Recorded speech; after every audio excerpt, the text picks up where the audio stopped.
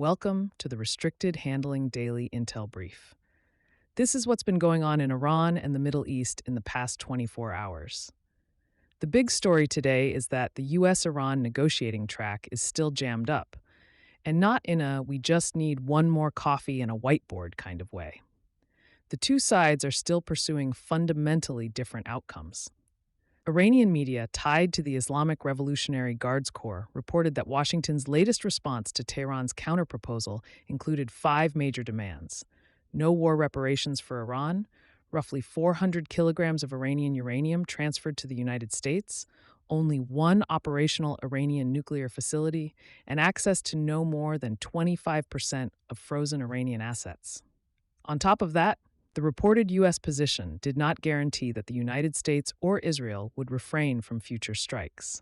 That is a massive sticking point for Tehran.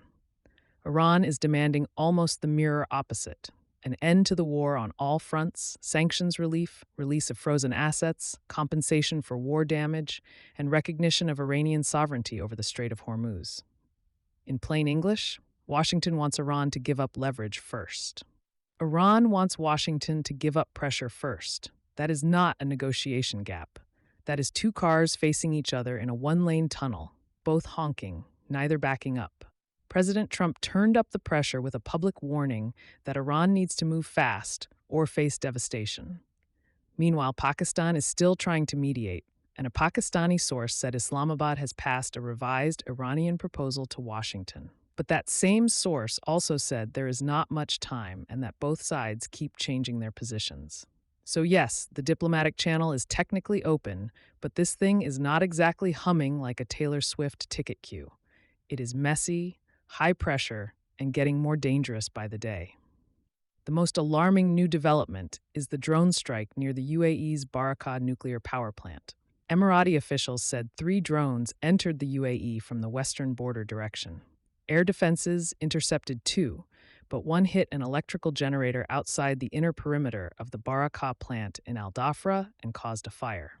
UAE officials said there were no casualties, no radioactive release, and no immediate danger to the public.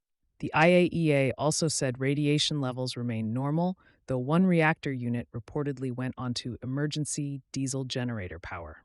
That matters because even a limited strike near a nuclear facility changes the whole temperature of the room. UAE Presidential Advisor Anwar Gargash called it a dangerous escalation, whether Iran did it directly or used one of its proxies. Saudi Arabia separately said it intercepted 3 drones that entered from Iraqi airspace and warned it would take operational steps to protect its sovereignty. So the Gulf is not just watching the Iran war anymore. It is absorbing the blowback. And there is an information war angle here too. Analysts noted that Iran has previously used unexpected attack directions to complicate attribution, including during the 2019 Abqaiq strike against Saudi oil facilities. In this case, IRGC-linked media reportedly tried to use the drone's Western approach to suggest Saudi involvement. That is classic wedge-driving behavior: create confusion, stir mistrust, and make Gulf partners look sideways at each other when they should be looking at the incoming threat. The Strait of Hormuz remains the real strategic prize here. This is where the war stops being only a regional military crisis and becomes a global economic problem. Iran's restrictions on shipping through the strait, combined with the U.S. blockade on Iranian ports, have created a rival blockade situation. CENTCOM says U.S. forces have redirected 81 commercial vessels and disabled 4 since the blockade began on April 13th. Iran, for its part, is reportedly preparing a system to manage traffic through the strait along a designated route. Washington has rejected any arrangement that legitimizes Iranian tolls or coercive control over the waterway. Energy markets are already acting like escalation risk is climbing. Qatar may be the most visible example of how badly this can hurt a Gulf state that is not the central belligerent. Qatar gets more than 60% of state revenue from gas and gas-related exports, but the closure of Hormuz has left almost no gas leaving its shores for more than 2 months. Qatar Energy halted LNG production at Ras Laffan after Iranian strikes and the maritime shutdown. A later missile and drone attack reportedly damaged critical equipment and reduced Qatar's production capacity by 17%. Now to Israel, where Prime Minister Benjamin Netanyahu is heading into what may be the most consequential election fight of his career. The Knesset is expected to vote on May 20th to dissolve itself, which would set up elections in September or October. The immediate trigger is the ultra-Orthodox demand for a law exempting religious seminary students from compulsory military service. Netanyahu was willing to pass it, but he could not gather the votes. That issue is politically explosive after years of war and mobilization. Many Israelis are serving, families are stretched, and the idea that one community gets a carve-out from military duty lands very differently now. Netanyahu survived the political aftermath of October 7th longer than many expected, but survival has not delivered strategic closure. Hamas still controls parts of Gaza. Hezbollah continues to fight in Lebanon despite losing much of its leadership. Iran has been battered by US and Israeli strikes but remains defiant. Naftali Bennett is now leading a right-wing and centrist list and has promised that his first cabinet meeting would appoint a commission of inquiry into the failures that led to October 7th. Polls suggest Netanyahu's current coalition may not win a majority, but the opposition remains fragmented. And if there is one thing Netanyahu has proven over 4 decades, it is that counting him out early is like declaring the villain defeated halfway through the movie. Bad idea.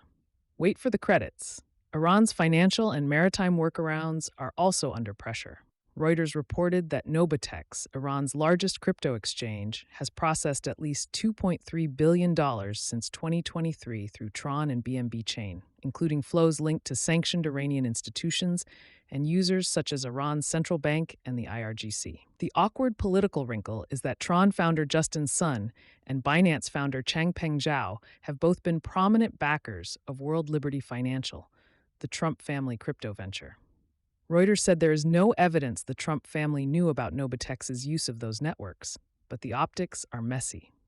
Iran also seized the Hui Chuan, a Honduran-flagged support vessel owned by Chinese firm Sinogard's Marine Security, near Hormuz. That happened the same day Trump met Chinese President Xi Jinping in Beijing. Iran has allowed some Chinese commercial ships through the strait, but this seizure suggests Tehran does not want armed private security activity near the chokepoint, even when Chinese interests are involved.